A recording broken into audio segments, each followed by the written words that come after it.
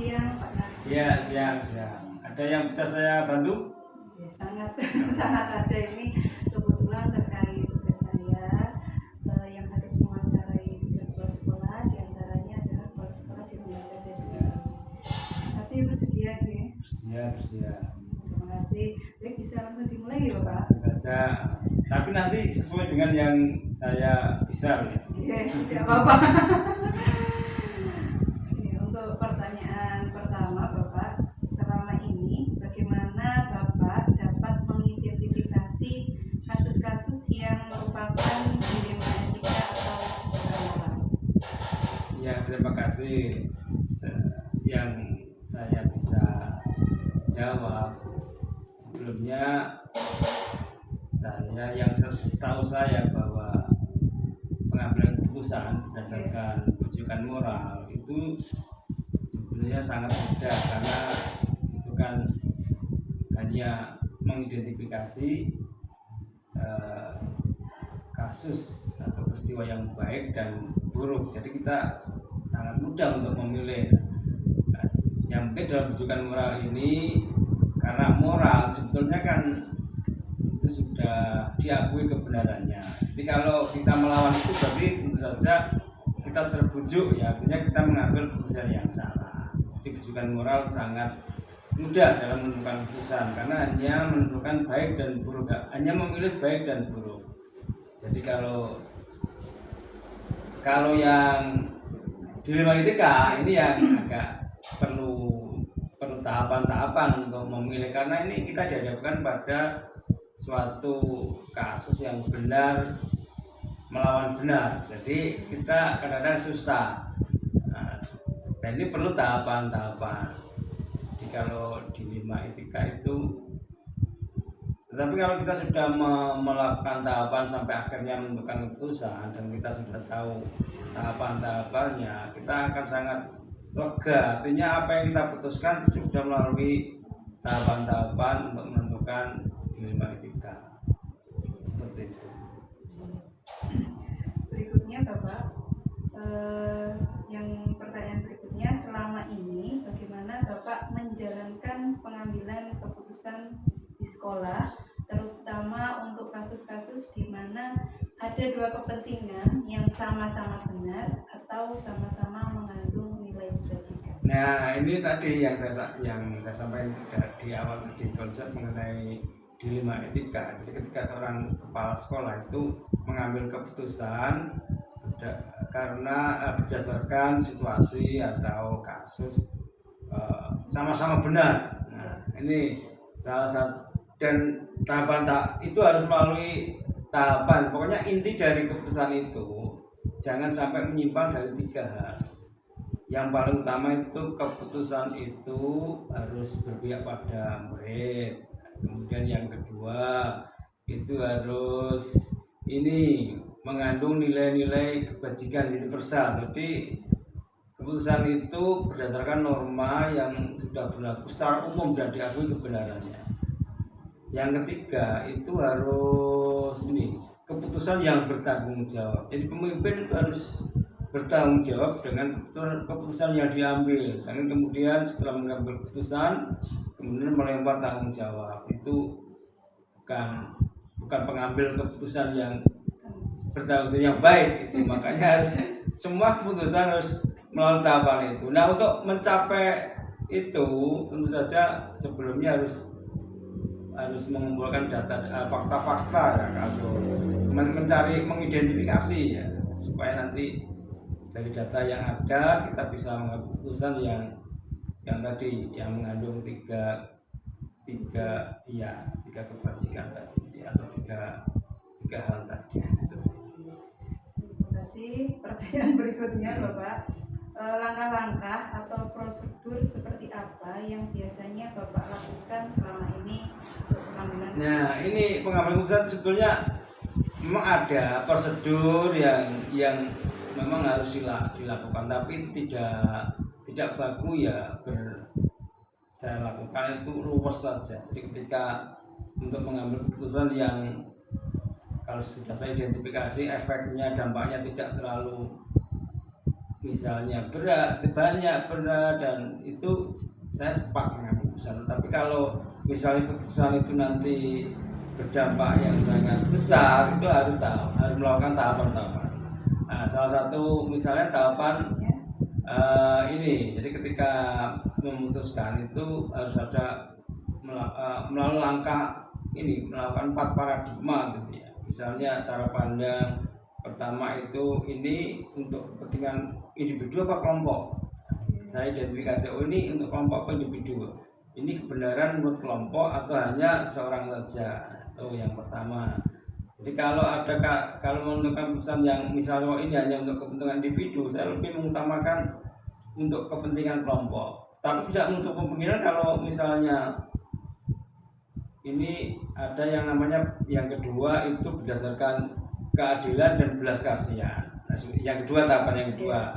Oh ini nanti kalau saya putuskan misalnya menyangkut pada karir seseorang atau staf guru atau itu misalnya kalau sesuai dengan keadilan ini bisa-bisa nanti kedepannya hancur, maka belas kasihan mungkin dengan cara ya itu diberikan syarat, oke, ini sebenarnya kalau saya ungkap ini dengan misalnya akan berdampak pada kehidupan yang datang, maka itu namanya belas kasihan ya. Yang ketiga misalnya jangka pendek apa jangka panjang. Jadi ada tahapan-tahapan itu, tapi tidak menutup kemungkinan tadi yang misalnya tidak berdampak besar ya nggak terlalu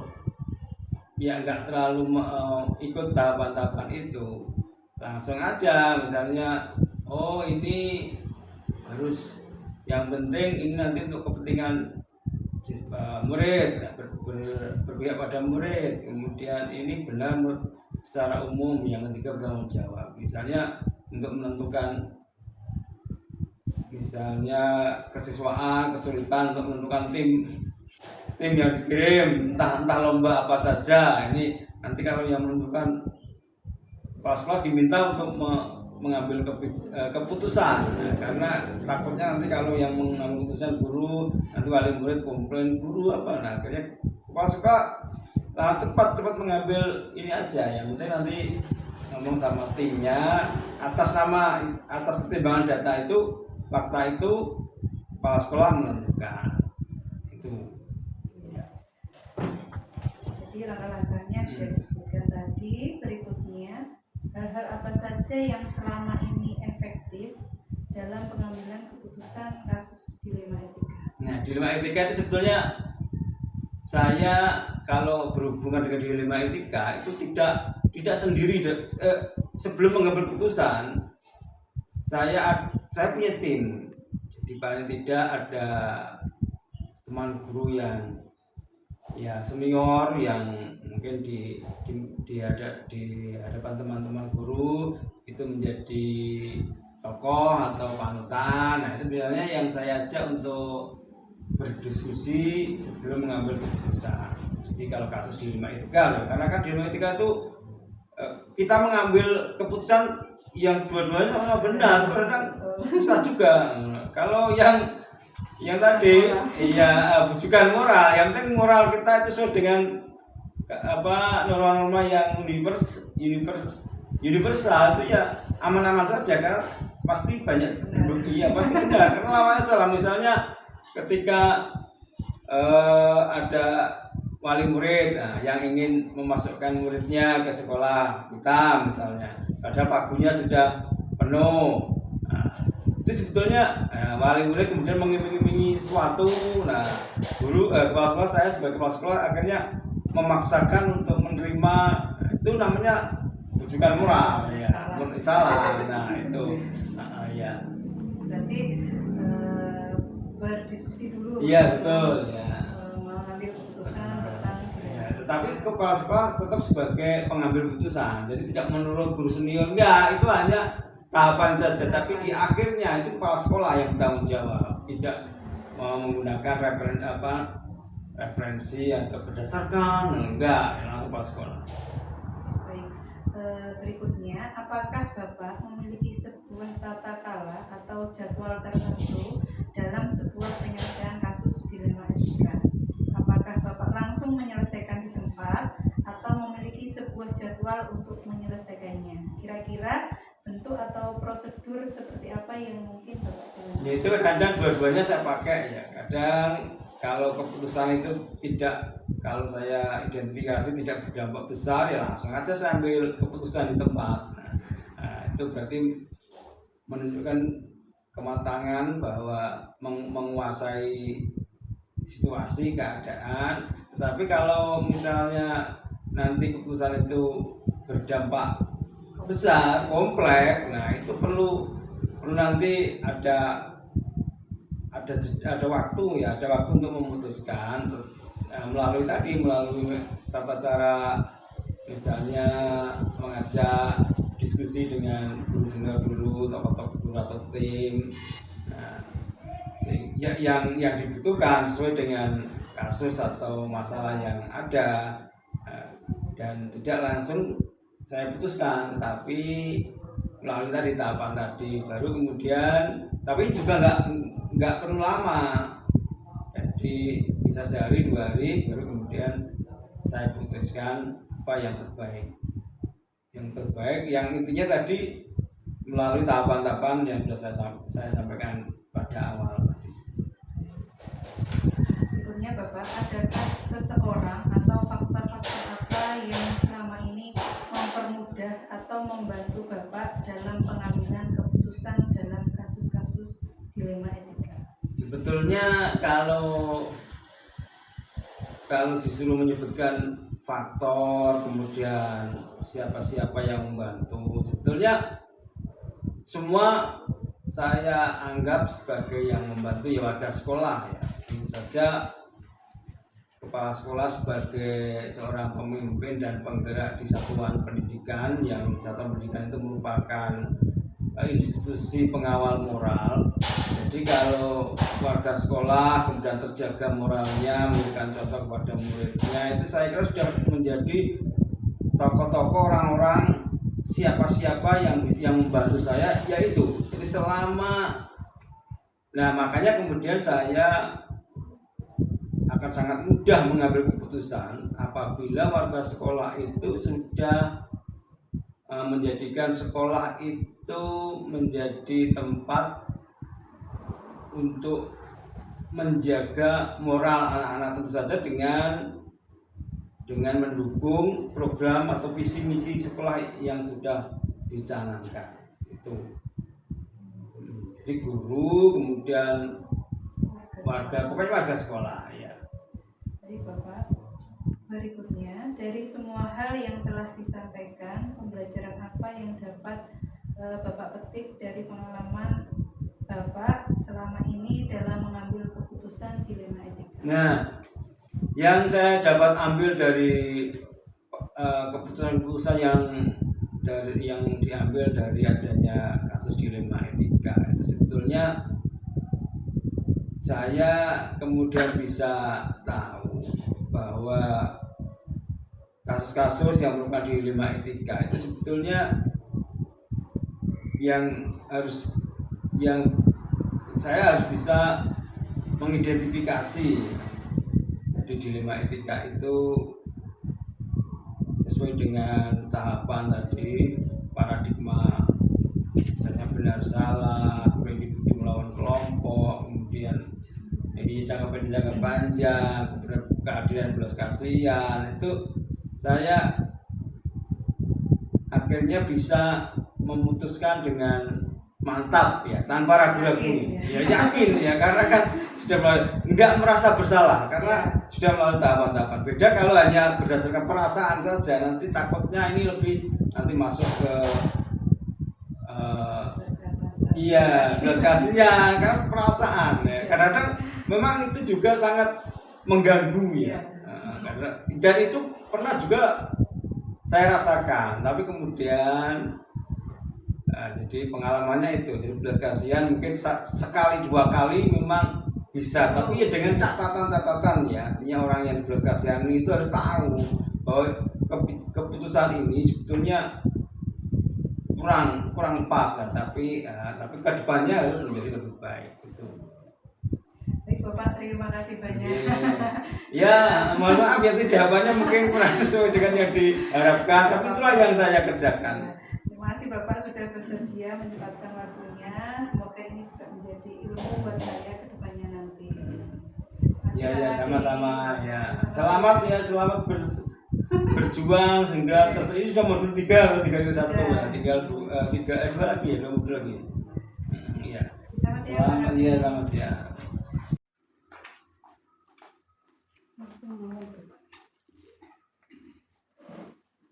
Selamat siang Pak Kosin. Selamat siang, Denny. Gimana kabarnya? Alhamdulillah sehat. Sehat Pak selalu ya. Kosin, pripun kabarnya? Alhamdulillah, Pak Kosin juga dalam kondisi sehat, bahagia, ceria. Alhamdulillah. Ya Bapak, terima kasih atas ketersediaannya untuk memenuhi tugas saya. Harus mewawancarai 3KS berdasarkan bagaimana cara KS tersebut melakukan pengambilan keputusan. Langsung mawon deh Bapak. Pertanyaan pertama nih Bapak, selama ini bagaimana Bapak dapat mengidentifikasi kasus-kasus yang merupakan dilema etika atau rujukan moral? Yang jelas, setiap profesi dimanapun dalam mengambil kebijakan pasti pernah menghadapi satu situasi dilema. Ya, dalam hidup ini dinamikanya ya ada dilema, berapa pilihan mana yang harus kita pilih. Tentu dalam memilih ini ada beberapa pertimbangan ya, pertimbangan sehingga memberikan rasa nyaman, rasa keadilan, apalagi di lembaga pendidikan yang warnanya sangat beragam ini. Iya, tentu harus ya secara bijak dalam menentukan pilihan tersebut. Termasuk apa ya terkait dengan kegiatan yang dalam melaksanakan tugas ini. Dilema pasti terjadi dan itu menjadi sesuatu yang harus kita tindak lanjuti. Maka di sini apa ya rasa keadilan itu harus menjadi prioritas. Di samping di sana ada kasihan, keadilan yang berkasihan. Namanya dilema itu susah ya. Bingung, susah. Mana ya? Dan di lain ada kebenaran, Nah. kata begitu ya. Pertanyaan berikutnya, selama ini bagaimana Bapak menjalankan pengambilan keputusan di sekolah Bapak, terutama untuk kasus-kasus yang dimana keduanya itu antara benar dan benar atau mengandung nilai kebajikan? Ya, seperti yang tadi saya sampaikan bahwa dalam dinamika kerja pasti kita menghadapi dilema-dilema itu baik etik atau apa ya. Maka yang menjadi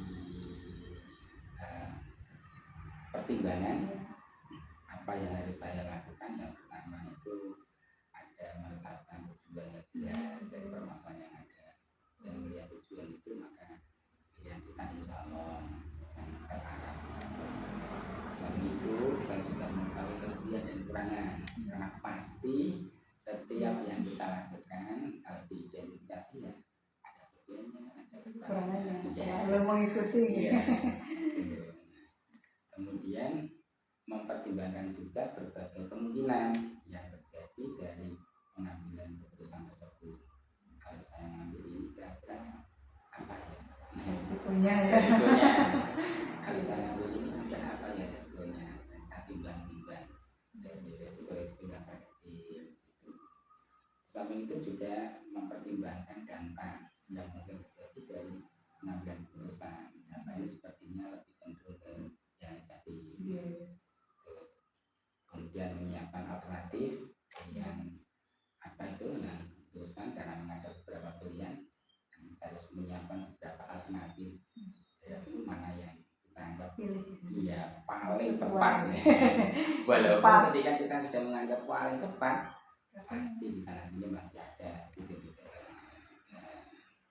Kemudian apa ya kita catatan-catatan itu penting karena suatu ketika ya kita barangkali akan membuka-buka tentang Merefleksikan. ya refleksi.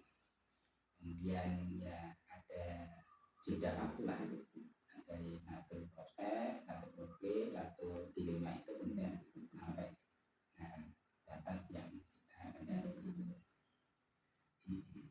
Baik, berikutnya Bapak, kira-kira langkah atau prosedur seperti apa yang biasanya Bapak lakukan selama ini? Ya, langkah-langkah yang kami lakukan ketika menghadapi satu situasi dilema itu, ya yang pertama kita akan mengenali nilai-nilai yang saling bertentangan.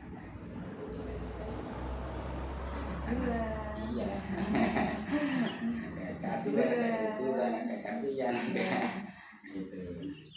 Kemudian juga menentukan siapa yang terlibat dalam situasi itu. Karena yang jelas sebagai pimpinan kita harus menjaga situasi yang kondusif dari beberapa alternatif tadi. Dan sambil itu juga mengumpulkan fakta-fakta yang relevan. Fakta-fakta seperti apa sih? Kita pendukung ya. Iya, sebagai ya data pendukungnya. Kemudian ya ada pengujian benar dan salah. Ya, Perlu diuji apakah ini layak. iya betul. Ya kembali lagi kepentingan kita di sini adalah menjaga kinerja. Maka sepanjang sebagai pimpinan memberikan rasa keadilan, rasa kebersamaan, rasa yang menjunjung tinggi apa yang norma-norma yang ada. Ya ini yang akan menjadi ya dasar. Kemudian apa itu pengujian paradigma benar dan salah tadi.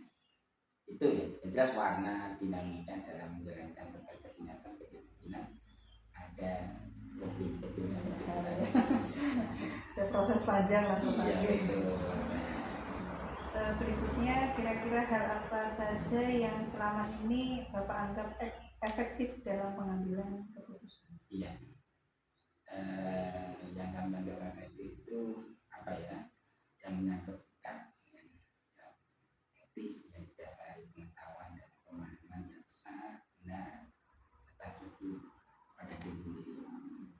Karena memang dalam dinamika kerja kris-kris hanya di permukaan sepertinya, tapi kalau didasari dari hati yang jujur, dari mudah ini ya sampai hasilnya akan menjadi lebih baik. Di samping itu pertimbangan bukan karena boleh atau tidaknya, tapi pantas atau tidak, etis atau tidak.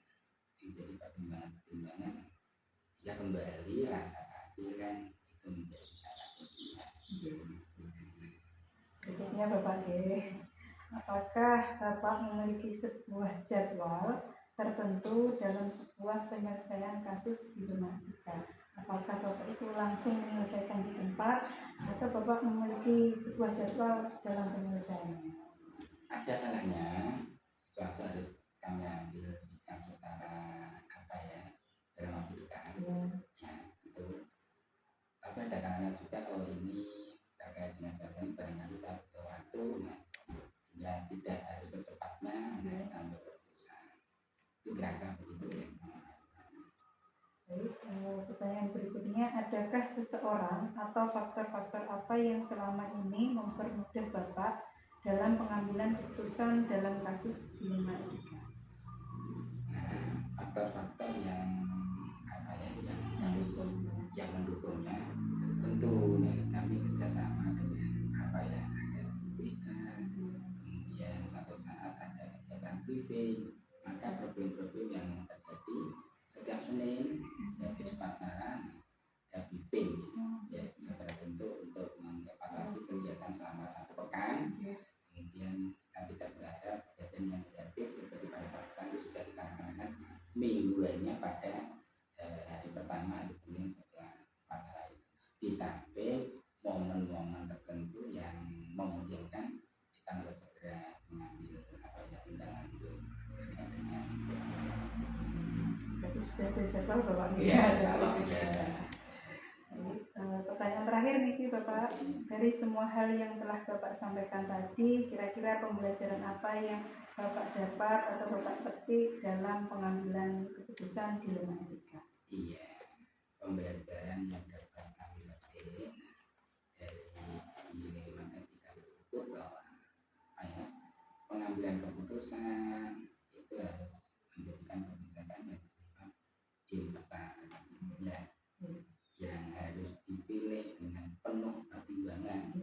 Biasanya siapa itu ya, nggak boleh rusak-rusuh. Karena rusak-rusuh nanti pertimbangannya menjadi Kurang tepat, ya. Kurang tepat, misalkan subjektif atau itu kemudian. Nah, itu ya kira-kira seperti itu. Karena harus ada proses panjang Iya, ya. iya. Karena dilema itu juga tidak mudah diselesaikan. Kira-kira gitu ya. Terima kasih banyak Pak Kosin atas ketersediaannya, sangat menginspirasi saya. Teman-teman Bapak, Ya, terima kasih, selamat siang. Mudah-mudahan dengan mengikuti program ini akan menjadikan juga Bu Eli menjadi lebih kinerja ke depan, akan lebih bagus kembali. Terima kasih Pak Kosin. Iya.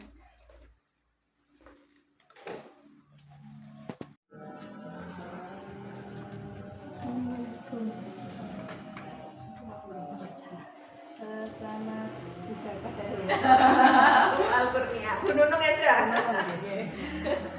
Selamat siang Bu Nunung. Selamat siang Mbak. Terima kasih perkenalan ya. Saya Bu Eli dari SMP 3 Sumberjo ingin mewawancari Ibu terkait tugas saya pengambilan keputusan terhadap 3 kepala sekolah. Sedia nggih? Insyaallah. Masuk ke mawon nggih Bu. Nggih, monggo. Pertanyaan pertama, selama ini bagaimana Ibu dapat mengidentifikasi kasus-kasus yang merupakan dilema etika atau ujukan moral?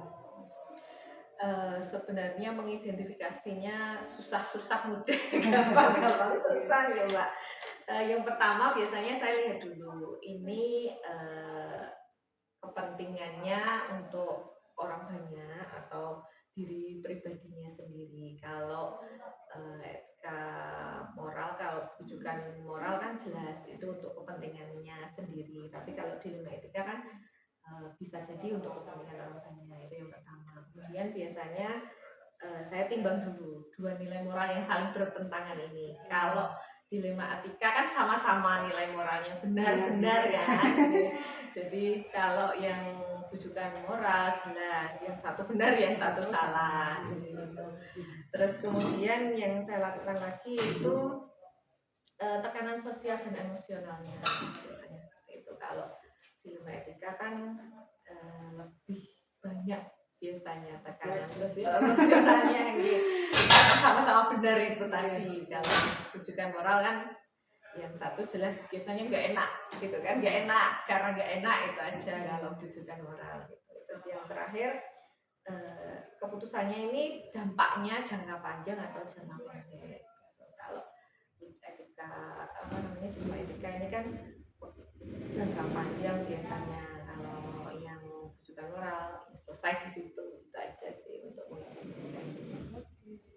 Selanjutnya Ibu, selama ini bagaimana Ibu menjalankan pengambilan keputusan di sekolah Ibu, terutama untuk kasus-kasus yang dilema etika. Kemudian ada dua kepentingan yang sama-sama benar atau sama-sama mengambil nilai kebajikan. Biasanya saya mengidentifikasi dulu permasalahannya itu seperti apa. Setelah jelas masalahnya, saya kumpulkan dulu datanya, ya kan? Datanya karena saya juga baru di sini Mbak, jadi perlu mendalami, perlu adaptasi, perlu mendalami dulu masalahnya apa. Jadi kepala sekolah juga baru, di sini juga baru, jadi itu dulu saya kenali dulu masalahnya, temukan masalah pokoknya, kemudian dicari data sebanyak-banyaknya tentang itu, kemudian dianalisis dulu data itu. Setelah itu baru saya biasanya merumuskan tujuan saya menyelesaikan masalah ini. saya tuh pengennya seperti apa, ada standarnya, saya diselesaikan sampai segini loh, itu kewenangan saya sampai segini gitu. Kalau setelah itu urusannya pribadinya misalnya seperti itu. Kemudian dicari alternatif solusinya, kan solusi banyak nih, kita cari segala macam alternatifnya. Setelah ketemu alternatif solusinya, kita pilih satu yang akan kita terapkan, solusinya apa itu yang kita pilih. Setelah itu dijalankan, dan setelah dijalankan yang lebih penting itu direfleksikan, dievaluasi. Kira-kira keputusan yang saya ambil kemarin itu sudah tepat sasaran atau belum, sudah sesuai apa belum solusinya dengan permasalahan yang ada gitu. Biasanya itu tahapannya. Berikutnya ya Ibu, kira-kira langkah-langkah atau prosedur seperti apa yang biasanya panjenengan lakukan? Setelah menemukan solusinya biasanya, untuk menemukan solusinya itu saya biasanya berdiskusi dengan teman-teman, karena kan misalnya kalau masalah murid kan teman-teman yang lebih tahu, paham bagaimana murid satu persatunya. Wali murid juga seperti itu, mereka teman-teman ini yang akan memberikan masukan-masukan data tadi, kemudian kita cari bersama alternatif masalahnya, kemudian mencari kita yowis ini solusinya gitu. Jadi saya selalu diskusi dengan teman-teman. Alhamdulillah teman-teman di sini tuh terbuka. Jadi enak kalau kita menemukan masalah bersama-sama itu. Berikutnya Ibu, jadi kira-kira hal-hal apa saja yang selama ini efektif dalam pengambilan keputusan dalam dilema etika? Kalau hal efektif itu, kalau saya ya Mbak, itu selama solusinya itu selalu saya arahkan untuk kepentingan siswa. Apapun masalahnya, kalau sudah menyangkut siswa, berarti yang jadi yang jadi patokan itu harus berpihak pada siswa dulu. Urusan gurunya mau ribet pokoknya. Nanti itu bisa kita atur. Yang penting untuk anak-anak ini yang diutamakan. Berikutnya, apakah Anda memiliki sebuah tata cara atau jadwal tertentu dalam sebuah penyelesaian kasus dilema etika? Apakah langsung menyelesaikan di tempat atau memiliki sebuah jadwal dalam penyelesaian? Seperti yang sudah saya sampaikan tadi ya Mbak, saya biasanya kalau mengambil keputusan tidak langsung. Kalau langsung itu saya emosi gitu ya. Nanti malah keputusan yang saya ambil malah salah, nggak tepat, nanti saya malah menyesal. Jadi biasanya saya kumpulkan itu dulu, saya cek dulu kan menentukan dulu masalahnya apa, kemudian saya coba analisis dulu, kumpulkan data dulu gitu, baru nanti diselesaikan, dicari alternatifnya bersama teman-teman. Jadi tidak langsung ya memang ada sih keputusan yang perlu butuh cepat. Misalnya mau bidan, mau kunjungan, masa saya harus mikir dulu kan ya. Tapi untuk masalah-masalah yang dilema etika tadi proses panjang. Iya, saya angen-angen dulu gitu ya. Enggak enaknya jadi ulas kala itu loh, Mbak. Berikutnya, adakah seseorang atau faktor-faktor apa yang selama ini mempermudah atau membantu Ibu dalam pengambilan keputusan dalam kasus dilema etika? Alhamdulillah kalau di sini itu teman-temannya support banget, teman-teman guru itu support banget. Jadi saya kalau ada masalah apa gitu, teman-teman saya juga terbuka dengan teman-teman pun juga saya beri seluas-luasnya untuk memberikan masukan ke saya. Jadi di sini teman-teman ini sangat membantu saya untuk beradaptasi lebih cepat di sini. Tenang, ketemu dengan teman baik itu rezeki yang luar biasa.